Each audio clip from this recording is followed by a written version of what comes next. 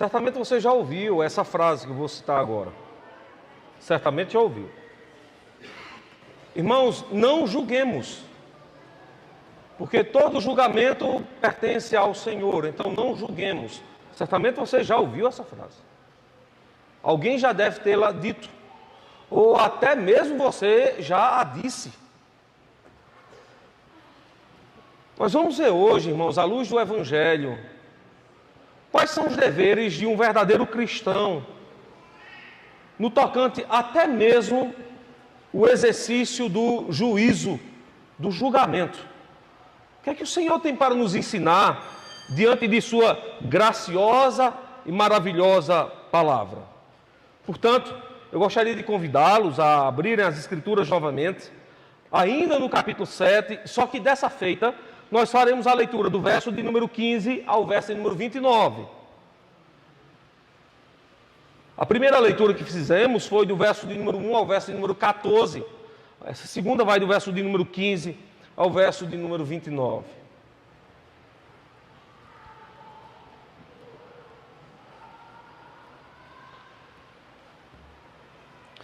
Diz assim a palavra do Senhor: acautelai-vos, porém, dos falsos profetas, que vêm até vós vestidos como ovelhas, mas interiormente são lobos devoradores. Por seus frutos os conhecereis. Porventura colhem-se uvas dos espinheiros, ou figos dos abrolhos? Assim toda árvore boa produz bons frutos, e toda árvore má produz frutos maus. Não pode a árvore boa dar maus frutos, nem a árvore má dar frutos bons. Toda árvore que não dá bom fruto, corta-se e lança-se no fogo. Portanto, pelos seus frutos os conhecereis. Nem todo o que me diz, Senhor, Senhor, entrará no reino dos céus, mas aquele que faz a vontade de meu Pai, que está nos céus. Muitos me dirão naquele dia: Senhor, Senhor, não profetizamos nós em teu nome? E em teu nome não expulsamos demônios? E em teu nome não fizemos muitas maravilhas? Então lhes direi abertamente: nunca vos conheci. Apartai-vos de mim, vós que praticais a iniquidade. Todo aquele, pois, que escuta estas minhas palavras e as pratica, assemelhá-lo-ei ao homem prudente que edificou a sua casa sobre a rocha, e desceu a chuva, e correram os rios, e assopraram os ventos, e combateram aquela casa, e não caiu, porque estava edificada sobre a rocha. E aquele que ouve estas minhas palavras e não as cumpre, compará-lo-ei ao homem insensato, que edificou a sua casa sobre a areia. Desceu a chuva, e correram os rios, e sopraram os ventos, e combateram aquela casa, e caiu, e foi grande a sua queda. E aconteceu que, concluindo Jesus este discurso, a multidão se admirou da sua doutrina, porquanto os ensinava como tendo autoridade, e não como os escribas. Queridos irmãos, antes de ir diretamente aqui ao texto, então foi lida todo o capítulo 7. Deixa eu mostrar para você como é que, didático ou pedagogicamente, esse texto pode ser entendido. Primeiro, ele tem uma divisão muito clara. A primeira seção vai do verso 1 ao verso de número 6, aqui do capítulo 7.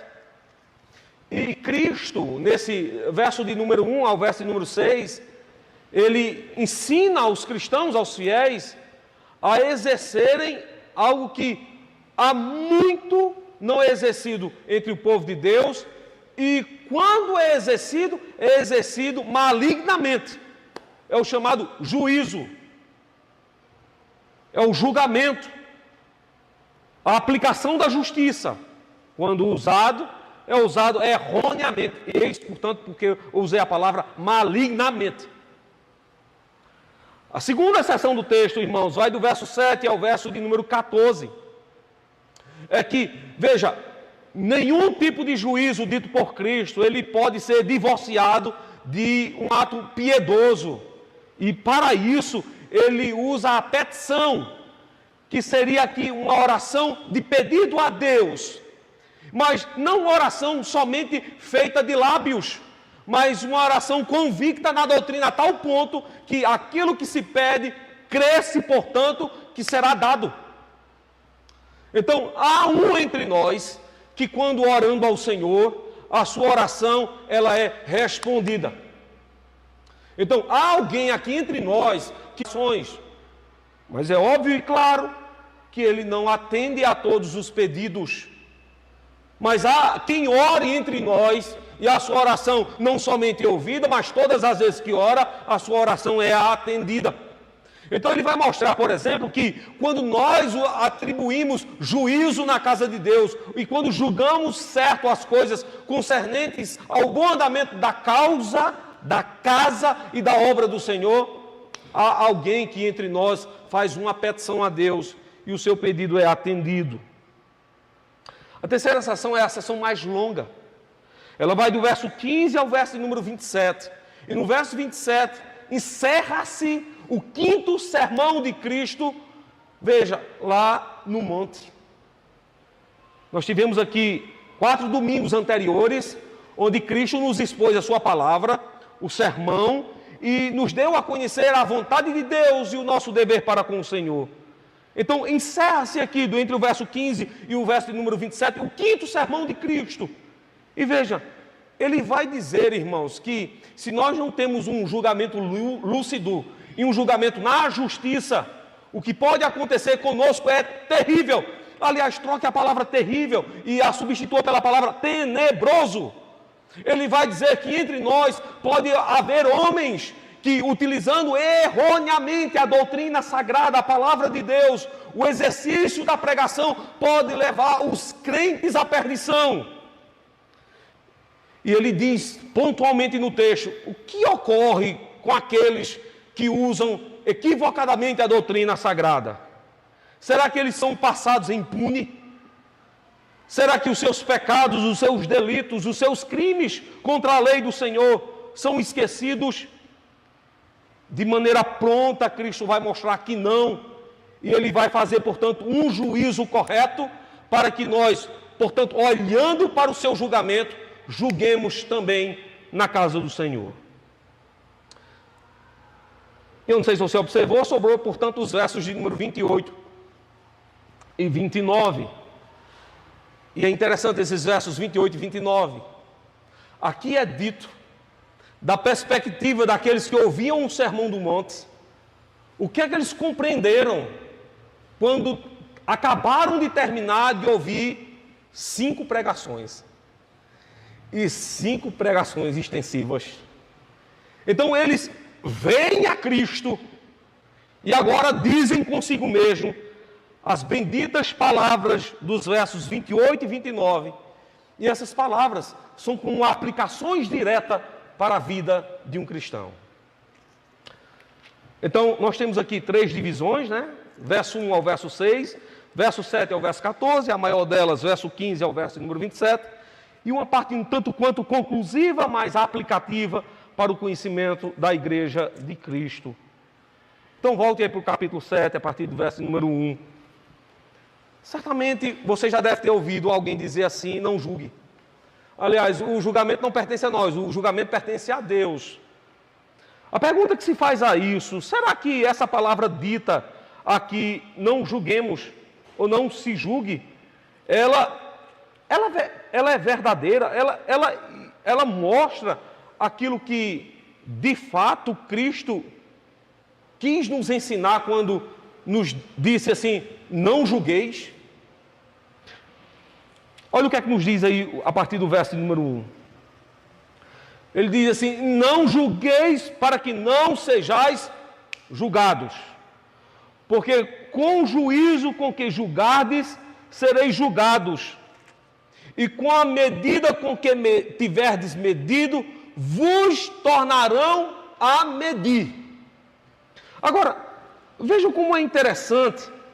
O mesmo Cristo em sermão paralelo, dizer palavras um tanto quanto diferentes. Abra sua Bíblia aí em João capítulo 7 e verso de número 24. Escute bem o que é que Cristo diz aqui no capítulo 7 e no verso de número 24. Não julgueis. Mas ele explica. Não julgueis segundo a aparência, mas julgai segundo a reta justiça. Então percebam, irmãos, que se nós compararmos o texto do capítulo 7 de Mateus com o texto do capítulo 7 do livro de João, e ambos eram apóstolos, Mateus e João, ambos foram comissionados por Cristo, por isso eram apóstolos, ambos viram a Cristo e ouviram de Cristo, e eles parecem dizer palavras contradizentes. Um anota que Cristo disse, não julgue, o outro disse, julgue, mas não julgue segundo a aparência. E agora, o que é que nós fazemos? Atendemos a Mateus ou atendemos a João?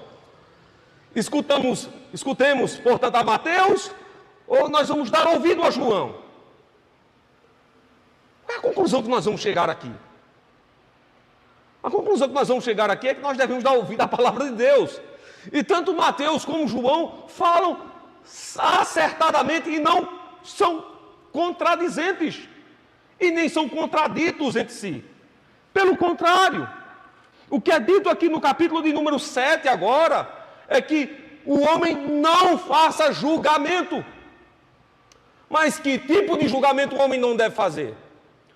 Um julgamento que foi usado pelos escribas e em boa parte pelos fariseus. O chamado julgamento temerário, o julgamento impróprio, o julgamento sem fundamento, ou o julgamento não positivado, o julgamento sem lei. Qualquer tipo de julgamento que era chamado a ser colocado em voga, deveria, portanto, ter uma lei que o respaldasse. Agora, será que a lei de Deus diz para julgarmos? Deuteronômio capítulo 1, verso número 16, Moisés deixa muito claro para o povo que os homens deveriam julgar. Diz assim Moisés, ouvi as causas entre vossos irmãos e julgai.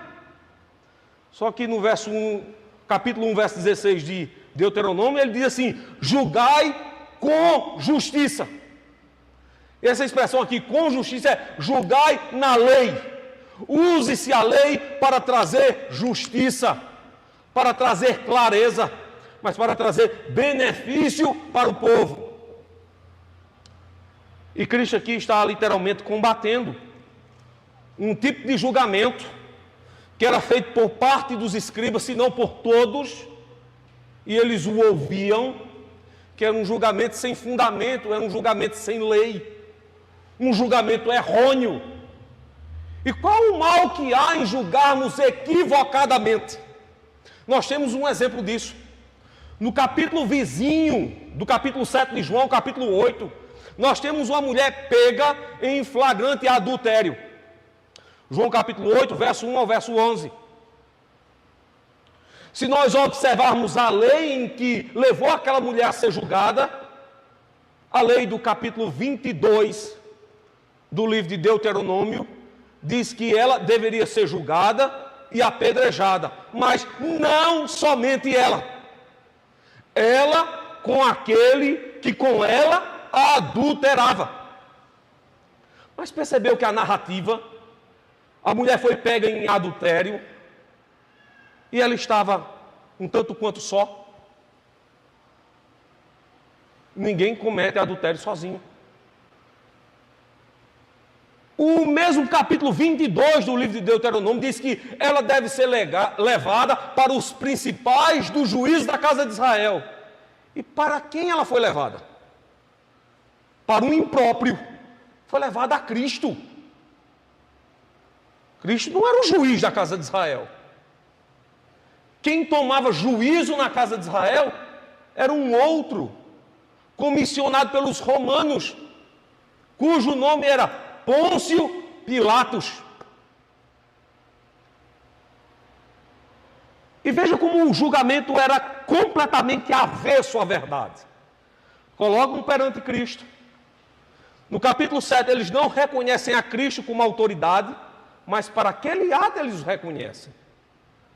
E o capítulo 8 de João vai nos dizer que eles entregam ela a Cristo e diz assim: na lei nos mandou Moisés que as tais fossem apedrejadas. Tu agora, o que nos diz?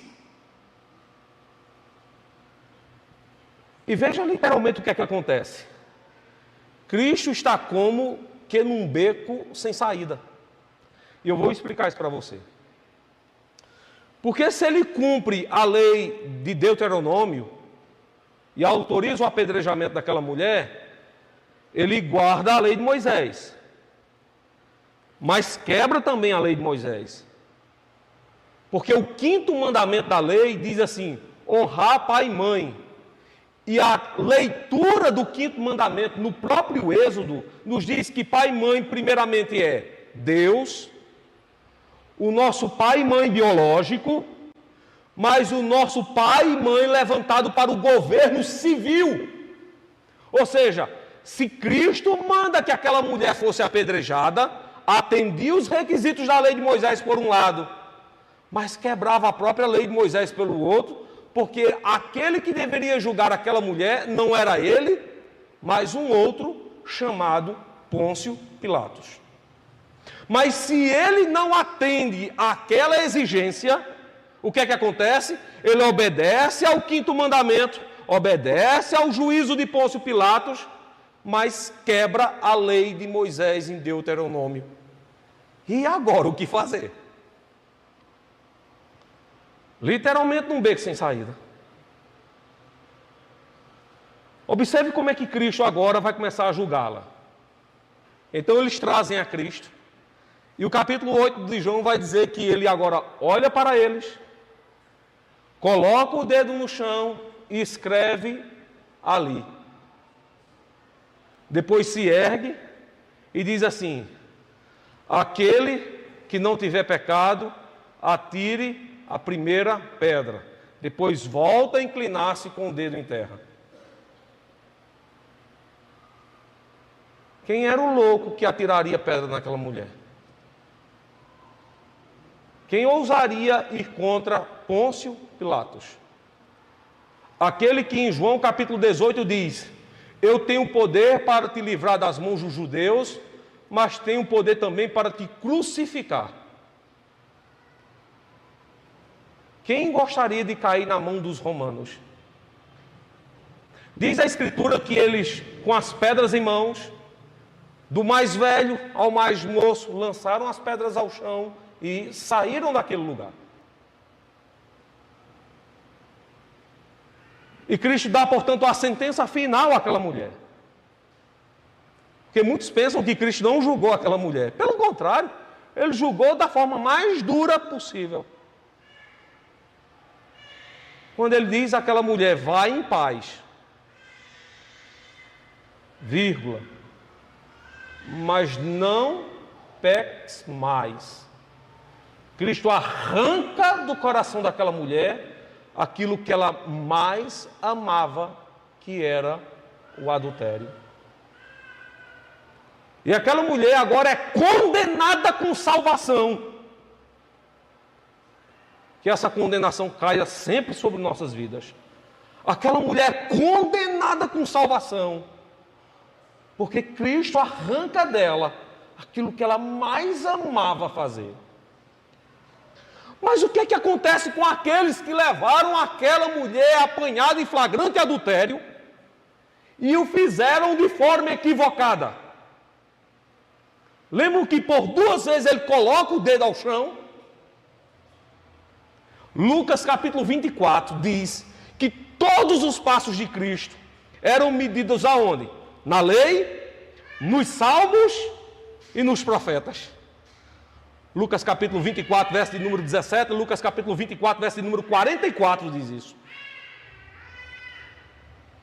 que fez Cristo quando colocou o dedo no chão? Jeremias 17:13 nos diz isso. Jeremias 17:13 diz assim: aqueles que se apartam de ti terão os seus nomes escritos na terra, porque mau uso fazem da tua lei. Isso é juízo temerário. Quando não julgamos sobre a reta justiça de Deus. Quando aqui na igreja nós olhamos para os irmãos que estão ao nosso lado, à nossa frente, ao nosso redor, e tecemos sobre eles juízo equivocado, é contra a lei de Deus que atentamos. E eu lhe aviso, se não julgamos em conformidade à lei, à palavra de Deus, os nossos nomes estarão inscritos na terra, sinal de que nós estamos mortos. Esse é o caos do juízo temerário. Essa é a praga que ocorre sobre aquele que mau uso faz da palavra de Deus. Mas quem faz mau uso da lei do Senhor? Quem é que julga equivocadamente? Observe agora o verso de número 15. Quem é que começa julgando equivocadamente e ensinando o povo a julgar equivocadamente? Cristo diz assim: acautelai-vos, porém, dos falsos profetas. A palavra que é usada aqui como profeta, às vezes é entendida por nós de forma completamente errada. Porque a gente pensa que o profeta é aquele que dá prognóstico daquilo que ainda há de acontecer, do tempo que ainda está diante de nós, do tempo chamado futuro. Mas a palavra profeta também pode ser substituída, no mesmo teor, pela palavra mestre. Por exemplo, aqui no livro de Mateus, Cristo é chamado de mestre. Mas no livro de João, ele é chamado de profeta, sem nenhum peso. Por sinal, a palavra professor vem da palavra profeta. É aquele que ensina. E deixa eu lhe dizer algo, aprenda isso. O profeta, necessariamente, ele estava em cima de um tripé. Ele teria que conhecer a lei de Deus.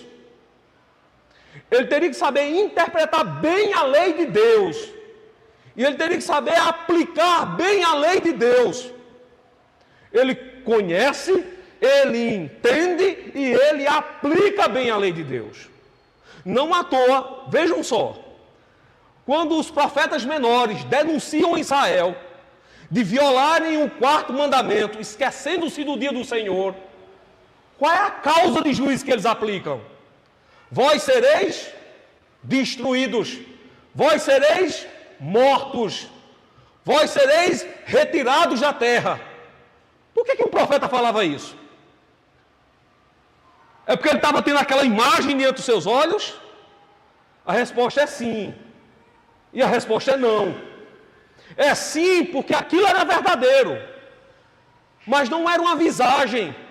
Mas era porque a lei de Deus já prescrevia isso. Que aquele que viola o quarto mandamento, a lei do Senhor, será arrancado da terra, extirpado da presença de Deus. Qual é o mandamento que vem logo depois do quarto? Por questão lógica, qual é? O quinto. Honrar pai e mãe. Quem é o nosso pai primeiro? É Deus. Qual é a consequência desse mandamento?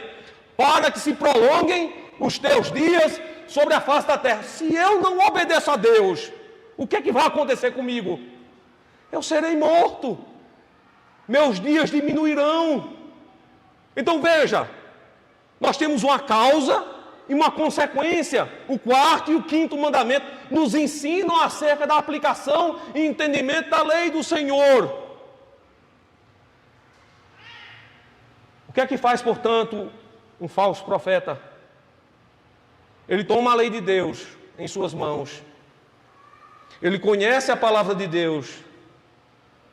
Ele interpreta de forma falsa. e aplica de forma errada. E o que é que pode acontecer com sua vida? Você, ao invés de ser alicerçado na verdade, escute bem, você será levado para um engano, para a morte. É o prejuízo que sofremos quando ouvimos e damos crédito a um falso profeta. Agora, Cristo, quando vê um falso profeta, o que é que ele faz com ele? Será que Cristo o deixa impune? Ora, se nós levarmos em consideração o que diz João 7,24, deixa eu repetir para você o que é que diz. Não julgueis pela aparência, mas julgai segundo o reto juízo. O que é que Cristo faz quando vê um falso profeta? Você acha que Cristo tolera o falso profeta? Ele abraçará para si o falso profeta e dirá: tu és o meu filho, ainda que errante, eu te tomo para mim.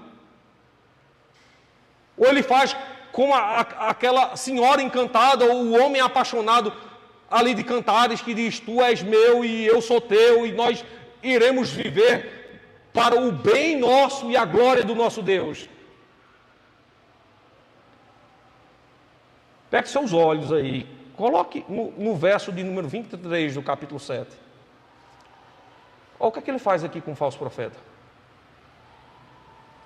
Então lhes direi abertamente: nunca vos conheci, apartai-vos de mim, vós que praticais a iniquidade. O que é que faz um falso profeta? Coloque os olhos agora no verso de número 21. Essa palavra dura cai sobre esse personagem do verso 21 e 22. Veja o mal que ele faz e julgue se isso é mal.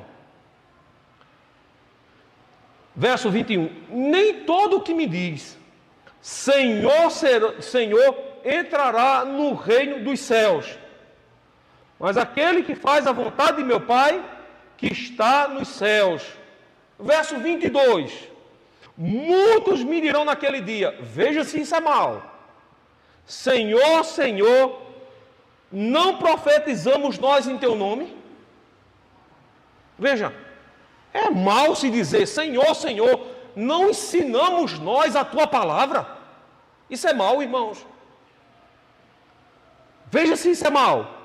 E em teu nome não expulsamos demônios?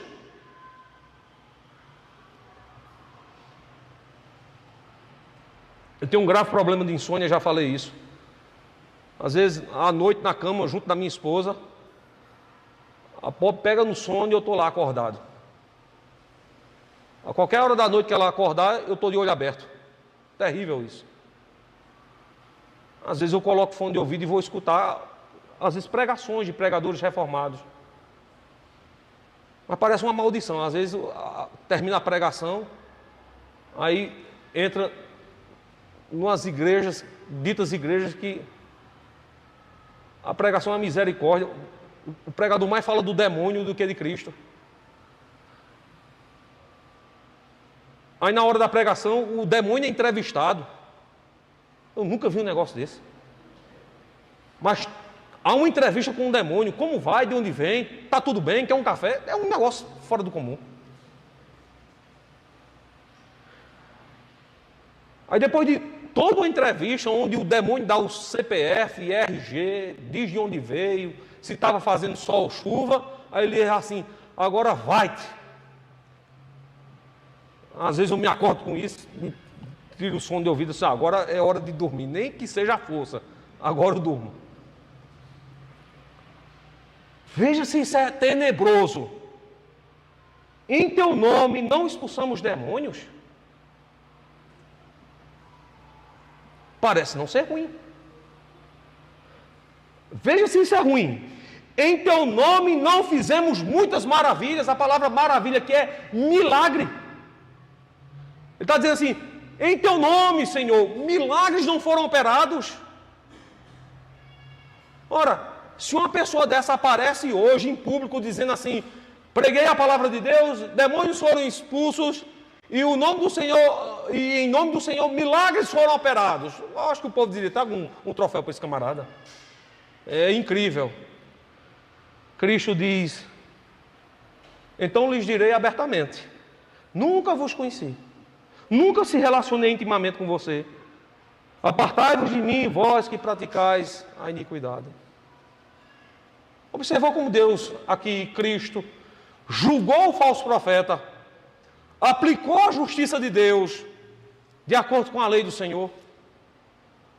O nome de Deus foi utilizado de maneira vã. Terceiro mandamento: não tomarás o nome do Senhor teu Deus em vão. Êxodo capítulo 20, verso 10. Não tomarás o nome do Senhor teu Deus em vão.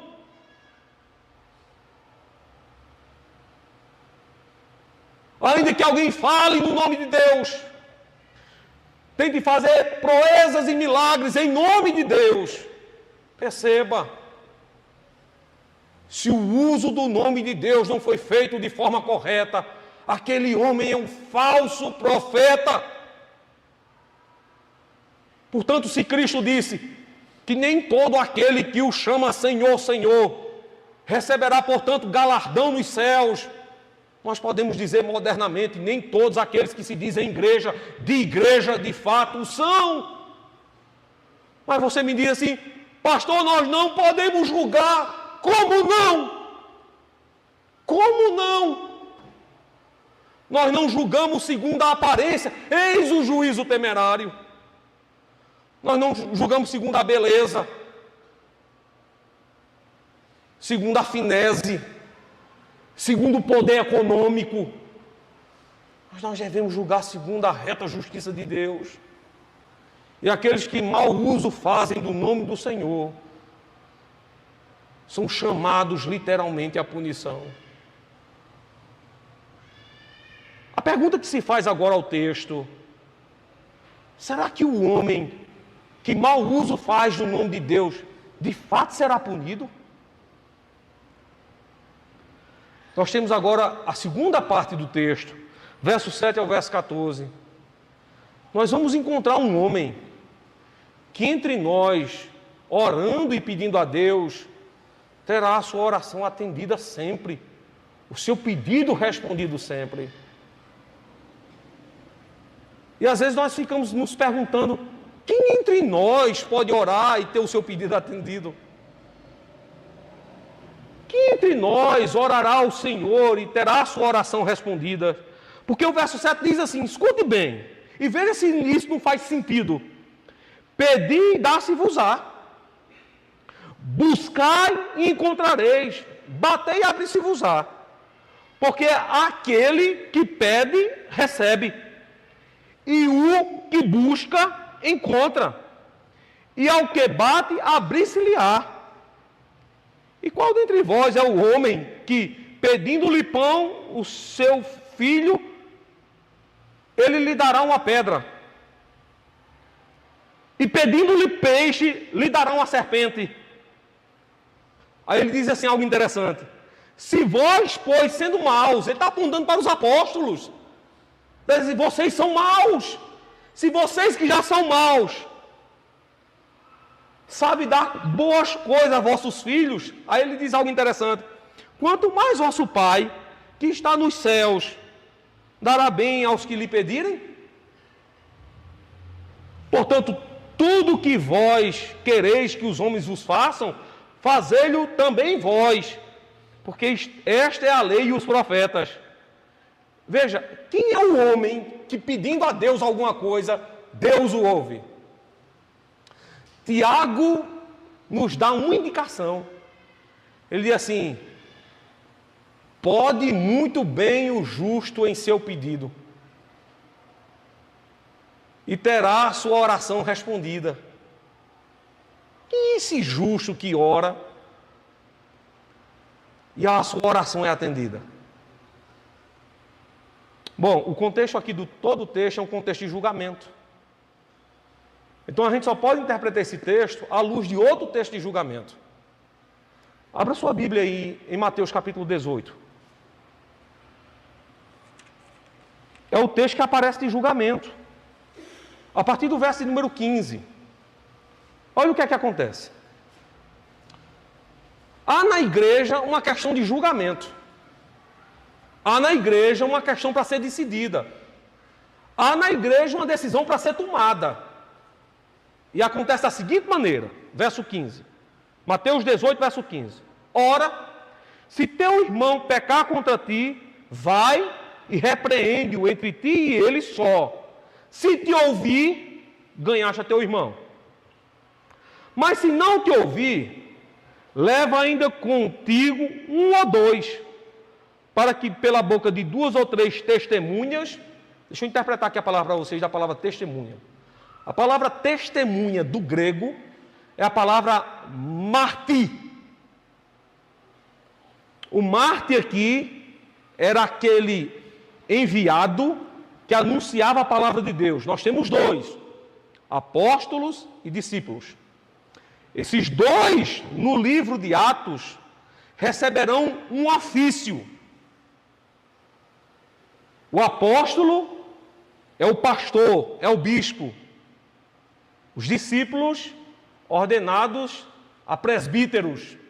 Portanto, a palavra mártir, aqui no texto, que é traduzido por testemunha, naturalmente está falando do ancião, daquele que é chamado ao ofício de presbítero, que, conhecendo a palavra de Deus, agora com outros presbíteros, começam a tecer um julgamento correto. Vamos continuar aqui, ó. Para que pela boca de 2 ou 3 testemunhas, toda a palavra seja confirmada. Verso 17. Olha o caso se agravando. Se não as escutar, dize-o à igreja.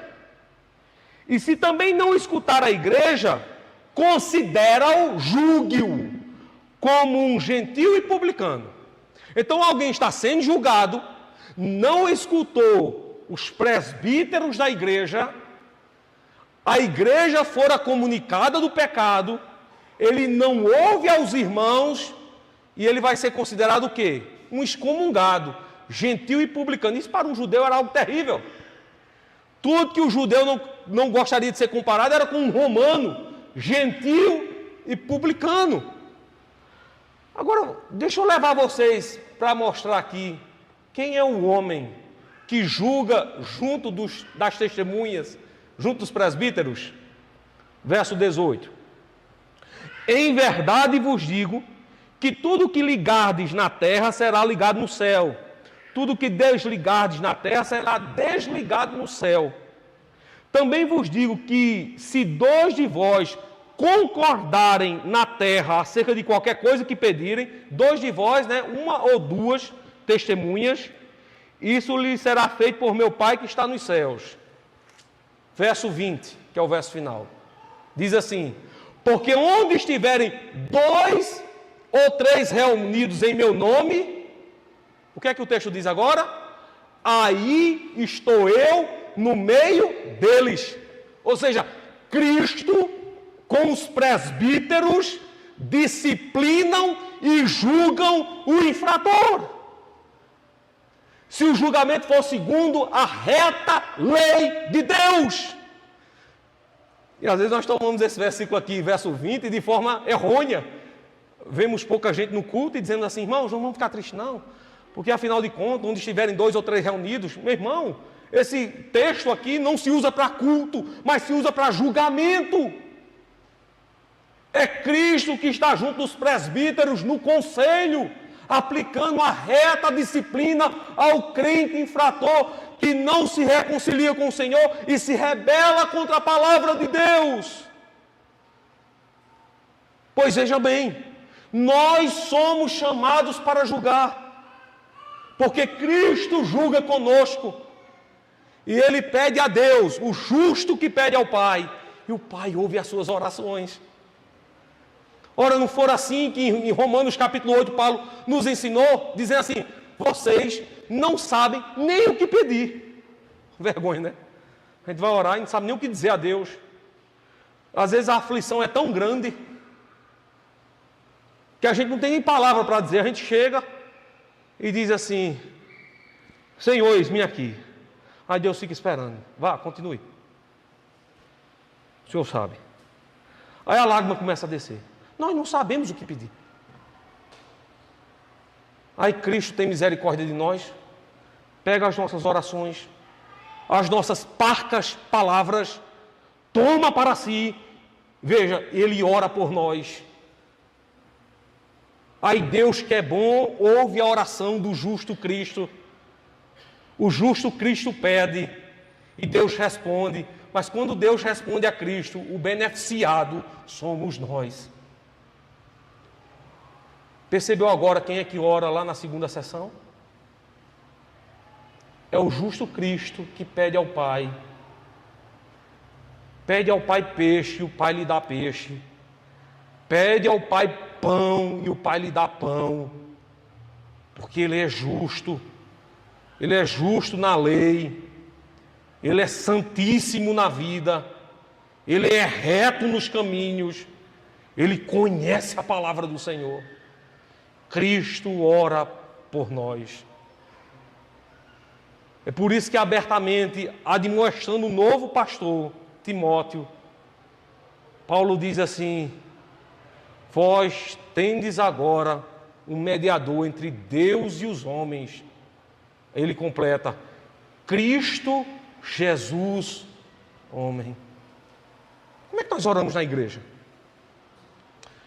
Senhor, eu entro em Tua presença e aqui, em nome do pastor, eu estou pedindo, vá, faça isso, que Deus, nem sua oração Ele escuta.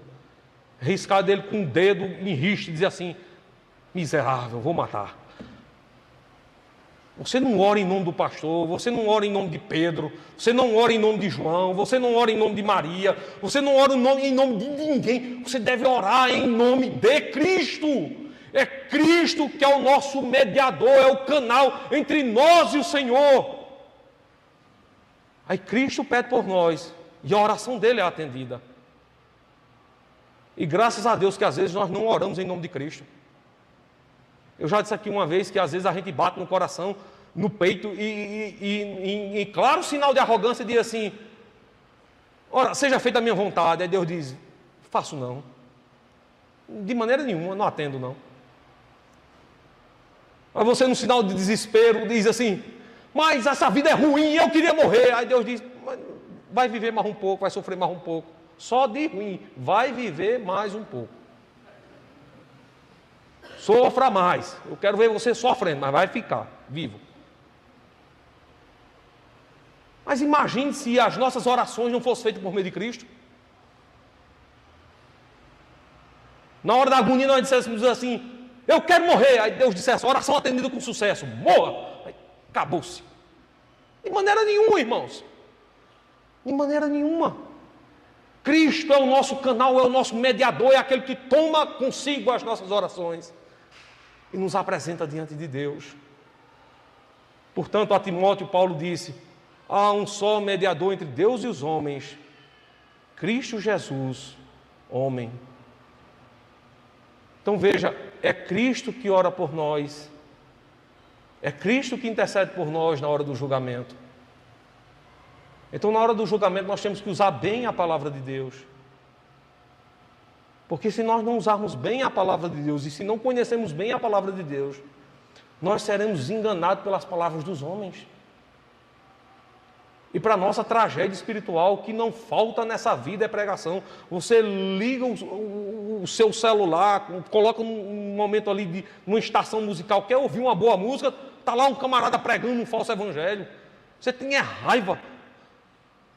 Você liga a televisão, louco para assistir uma boa programação cultural, para se educar, ensinar seus filhos, está lá uma falsa pregação do evangelho. Quer ir na esquina agora tomar um sorvete, chega lá, alguém com a igreja aberta com um falso evangelho, pregando uma falsa mensagem, levando os homens à perdição, porque são guias cegos que levam cegamente as suas ovelhas para o abismo. Veja, o que acontece com um homem que dá ouvidos a um falso mestre? Olha o capítulo 7, o que é que Cristo diz. Verso 24. 7 e 24. Todo aquele, pois, que escuta estas minhas palavras e as pratica, assemelhá-lo-ei ao homem prudente. que edificou a sua casa sobre a rocha. Ou seja, ouviu a palavra de Deus, entendeu o Evangelho, compreendeu a mensagem, revestiu-se da verdade, é como um homem, um arquiteto, um engenheiro, um bom pedreiro, um bom mestre de obra, que edifica a sua casa sobre a boa rocha. Interessante que a palavra que ele usa aqui como rocha é a mesma palavra que aparece lá em Mateus número 2, que é a palavra atribuída a Cristo. É aquela mesma de Atos capítulo 4, verso 11, a pedra, a rocha que os edificadores rejeitaram. Quando ouvimos a palavra do Senhor, é sobre Cristo que nos firmamos. Mas se ouvimos os falsos profetas, o que é que pode acontecer? Veja, se nós ouvirmos os falsos profetas, pode vir algo terrível sobre nossas vidas. Verso 26 diz assim, ó: e aquele que ouve estas minhas palavras e não as cumpre, ouviu e não aplicou, compará-lo-ei ao homem insensato, que edificou a sua casa sobre a areia. Desceu a chuva, correram os rios, sopraram os ventos e combateram aquela casa. E o que é que aconteceu com ela? O texto diz assim: e caiu, e grande foi a sua queda. Edificou mal. Tinha até recurso, porque ouviu a palavra de Deus. Só que investiu mal, aplicou mal. Estava no lugar errado. Aí tome chuva, tome vento, tome água, tome queda. Caiu. É o salário que recebe aqueles que ouvem falsos profetas. Como é que se conclui agora esse texto? Vejam as aplicações aqui no verso 28 e 29. E aconteceu o quê? Concluindo Jesus esse discurso, é o quinto, que começou lá no capítulo número 5. E aconteceu que, concluindo Jesus esse discurso, a multidão se admirou da sua doutrina. Ou seja, conjugou que aquela palavra de Cristo era a palavra de Deus, estava de acordo com a lei. Verso 29, segunda aplicação: porquanto os ensinava como tendo autoridade. Não entendo a palavra aqui como tendo, como um sinal de dúvida. O texto aqui não é precedido por uma interrogação, mas é indeferido com ponto e vírgula, ou seja, há um ato contínuo, porque está sendo em comparação com aquilo que era duvidoso. Ele ensina como tendo autoridade, mas não como os escribas. Quem eram os escribas? Os escribas, se tivesse hoje aqui no nosso meio, seriam um meio que chamado como que secretários. Aqueles que ouvem e relatam em ata. Tem conhecimento porque relatam em ata a palavra de Deus. Mas na hora de aplicar, fazem como fizeram com a mulher pega em flagrante adultério. Aplicam erroneamente a palavra do Senhor, levando os homens ao delírio, tendo como consequência a morte. Então, cristão, você que está aqui hoje, nessa noite, escute bem. Não se deixe enganar. Se você dá ouvido a falsos mestres, falsos pregadores, que ensinam engano, a sua alma corre perigo. Se você não escuta a palavra de Deus da boca de verdadeiros ministros, a sua alma corre perigo. Mas vocês, escutando o bom evangelho da justiça, nessa noite sentando nesses bancos, creio eu que é bem confortável. Há mais duras. Não estou sendo irônico. Escute bem. Se você ouvindo o bom evangelho, ouve e não cumpre, você é semelhante a um homem devario, que ouvindo a verdade de Deus, na areia edificou a sua casa. Bateu o vento, veio as ondas, desceu a tempestade na chuva, e a sua casa foi a pique, caiu, Não sobrou nada, porque erroneamente aplicou os recursos que tinha em mão. Jogou pérolas aos porcos. A verdade trocou pelo engano. Deu as costas à justiça e abraçou-se beijando a injustiça do mundo inteiro.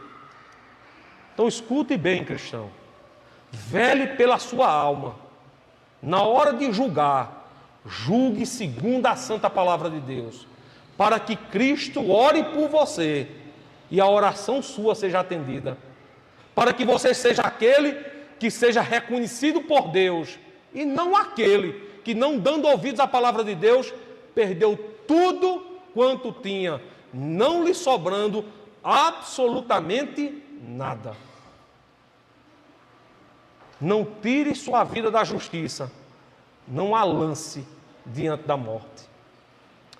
Que Deus, na sua infinita bondade, aplique a sua palavra sobre a nossa vida, nosso coração, para o nosso bom entendimento, com o fim do louvor de sua glória.